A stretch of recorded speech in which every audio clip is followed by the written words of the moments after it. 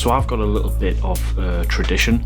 Every year I like to spend one night out on the coast in Northumberland camping out of the sea kayak, and that spot is just south of a really special place, the island of Lindisfarne, otherwise known as Holy Island.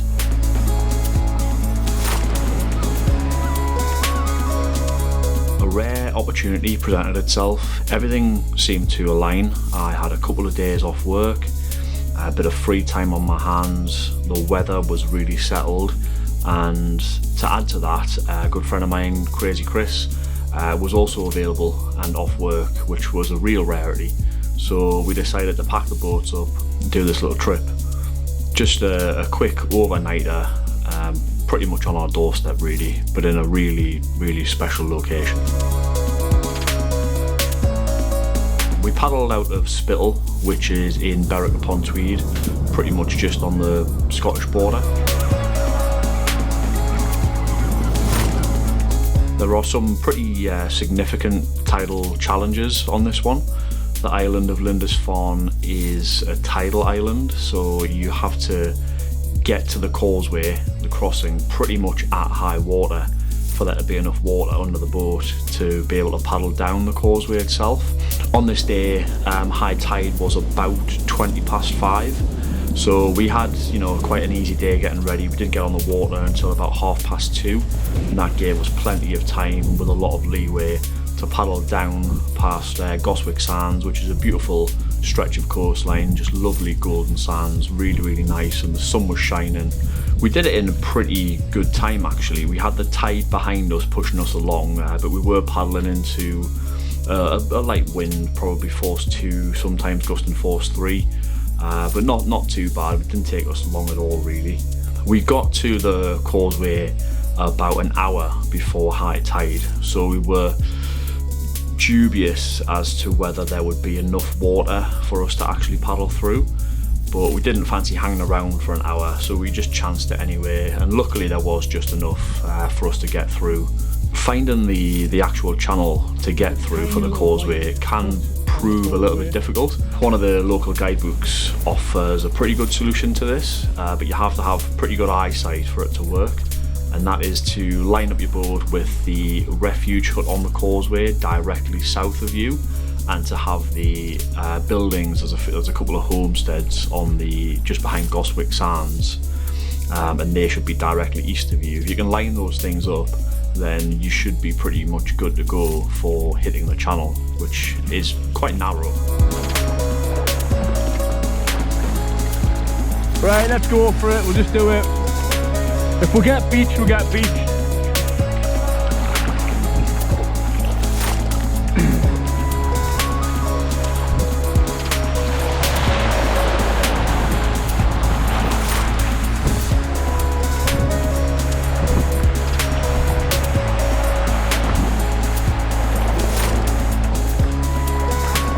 I think we're through, just enough water.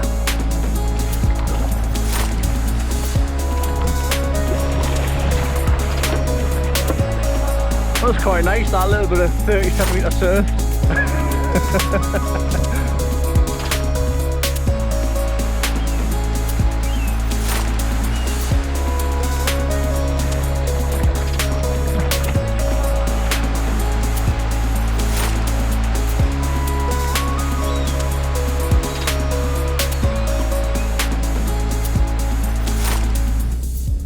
I wonder if anyone's actually had to use it like in a real emergency before.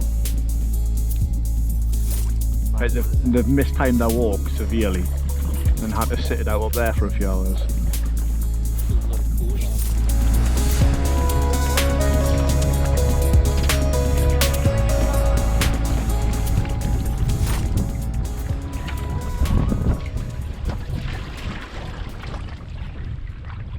Having got through the main tidal challenge pretty early actually, it meant that we had a nice bit of time before we had to set up camp for the night. So we decided to stop for a hot drink on the tiny little island known as St. Cuthbert's Island.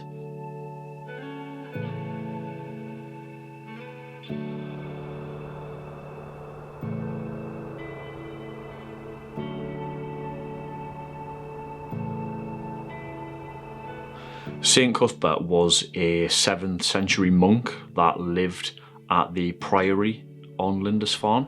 He was very famous in his lifetime, largely due to miracles that he was said to have performed that had been witnessed by, lots and lots of people.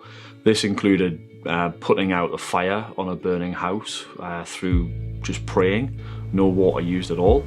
Another was being able to calm the seas when some fellow monks were in difficulty out on the sea. Apparently he prayed to God, and lo and behold, the seas calmed and the monks were able to safely return to shore. There's also a story about him being licked clean and dried by some sea otters after having been bathing in the mouth of the River Tweed, which is quite a fantastic story. I don't know how much credibility I'll lend to that one though.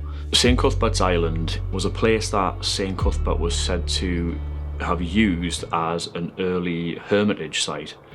So this island is actually cut off from the tidal island of Holy Island itself. So at high water it is completely separated from the rest of Holy Island. You can walk out to it at low tide, but apparently he used to go out there and live out there for weeks on end. It is fairly close to the island of Lindisfarne, so I don't think it was quite remote enough for him, and he actually relocated to Untitled, which is about 7 miles away from St Cuthbert's Island itself. While living out on Untitled, he completely devoted himself to prayer. He actually built a hermitage cell, which was basically a round circular wall which pretty much enclosed him and was so tall that all he could see of it was the sky, and this was supposed to focus him more on prayer, which was his main purpose for being out there. The eider duck is also known in this part of the world as a cuddy duck, which comes from Cuthbert, so Cuthbert duck, cuddy duck, and the reason that these cuddy ducks are associated with St Cuthbert is that he actually lived with them on Untitled and apparently tamed them to such an extent that they would surround him, and he's often depicted in stained glass windows and from paintings in later years with cuddy ducks around his feet or around his person.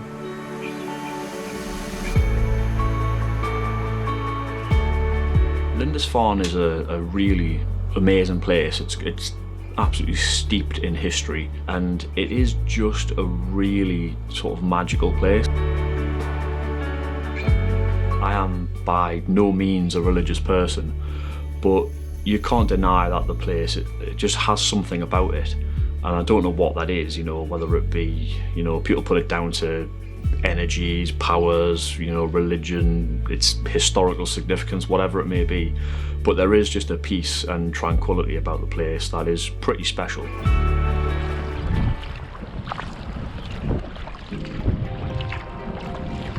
So we stopped and had a quick brew on St Cuthbert's Island, and from here we could look across to our camp spot, which was just a little bit further south, about another kilometre's paddle or so. So with the light about to die, we paddled over to our camp spot for the night, pitched our tents. I was faffing about with the camera a bit, and Chris managed to get a fire going out of wet driftwood and some dry grass that we found. So yeah, he did really well on that actually.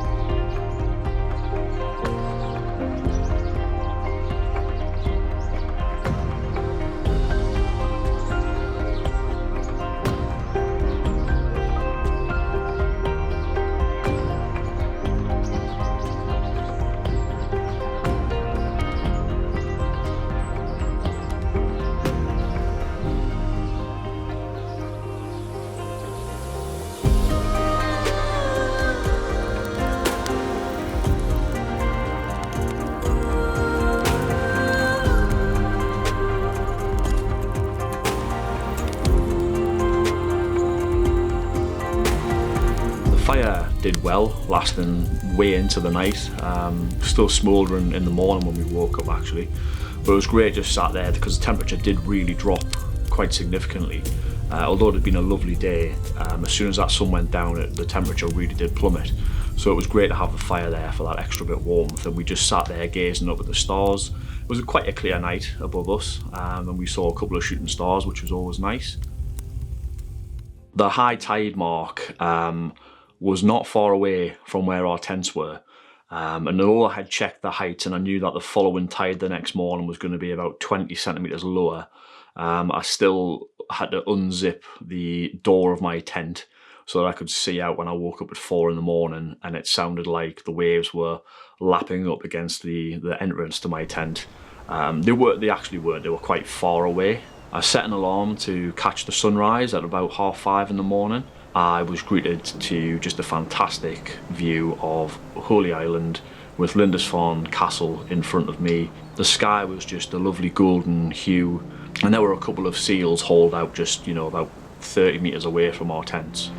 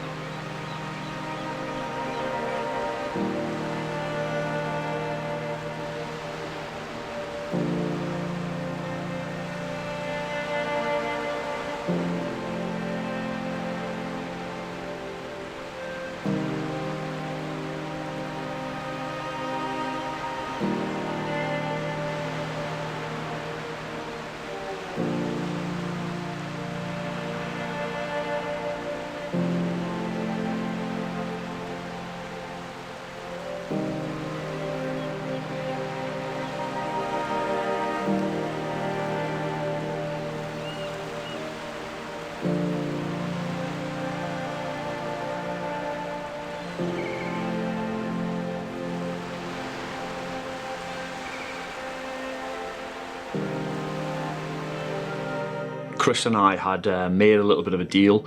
If I did all of the tidal planning for the trip, he was going to knock up a breakfast. And I've got to say, it was, for a camping breakfast, it was pretty gourmet. It was amazing. We had scrambled eggs, avocado, even chili flakes, and some sourdough toast as well, I believe, which was delicious, really, really good. Usually on these sort of trips, I'm eating dehydrated food, so I just take a kettle or a pot that I can boil some water in and basically put that into a packet of dry food, and it does, it's fine. But it was really nice to have this extra special treat. So I'll definitely invite Chris along again to a future camping trip, purely for the breakfast alone, if not for the company. The sunrise was gorgeous, it was really clear. Got a really good view of it. But as we were packing away the tents and packing the boats up, we could see a sea fog rolling in. We did go through, half an hour to an hour of having bright blazing sunshine and then suddenly being enveloped in a thick sea mist. So as we got on the water, we didn't know what to expect as we went around the corner, really.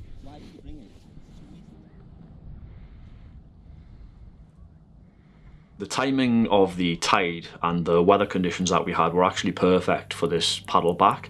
It's quite a long paddle, it's about 13 miles, and it's all along a pretty featureless stretch of coastline once you've passed the interesting parts of the island. So we headed up the eastern side of the island just after the tidal stream had kicked in, which was going to carry us back north towards Berwick. And behind us all day, we had a good force 3 wind, which was picking up in the afternoon, getting a bit stronger. What we hadn't anticipated, however, was the thick sea fog that rolled in. We paddled up the eastern side and we could kind of see it off to our right-hand side, just coming in. And then by the time we hit a manual head at the northeastern corner of the island, we were just enveloped in it, and we were for the rest of the day. It made the paddle back feel quite long. Because you just didn't have anything to gauge your progress. You could only see maybe 100, 200 metres in front of you, and we did have to stop and just check the map just to kind of reassure ourselves that we were actually making some good progress, because there wasn't anything visually to go off, really. As the tide drops along Goswick Sands, and particularly on a spring tide, it starts to reveal quite a number of shipwrecks along there. The most impressive of these is a German cargo ship called the SS Werner Kunsman. There's an interesting myth has grown up around this boat. and that is that in the run-up to World War I in 1914, the crew of this ship intentionally grounded the boat on Goswick Sands in fine weather because it was apparently carrying iron ore, which was being stockpiled by the Germans in preparation for World War I. Now, I don't know where that story has come from, because in the research that I've done, the story is actually completely different. For a start, it was grounded in 1913, a full year earlier. It also wasn't carrying any cargo, it was just full of ballast. And as for the calm seas, well, the RNLI report from the attempted rescue of the crew state that it took over an hour for 2 lifeboats to be launched through heavy breaking seas.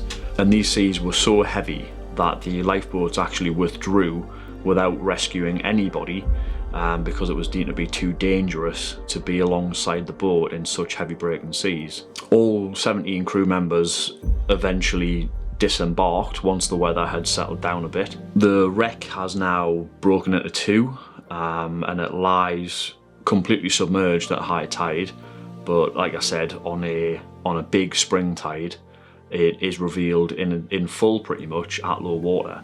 And it was nice to paddle past it actually and just get this quite unique view of it from the sea as it loomed out of the mist in front of us.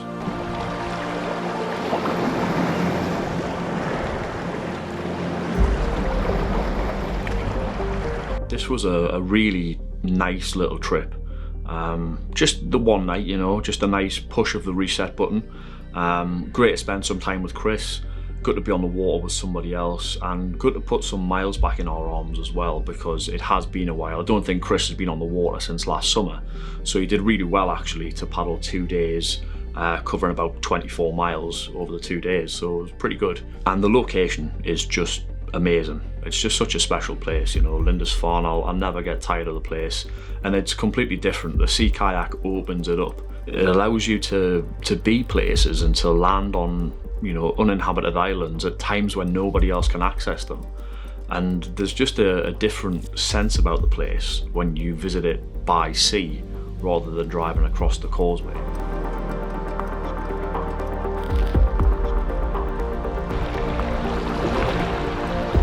Camping out with a sea kayak is brilliant. It's definitely worth having to rinse all of the sand out of your kit and your tent when you get home. It's a really, really good experience, and one that I hope to do a bit more of this year.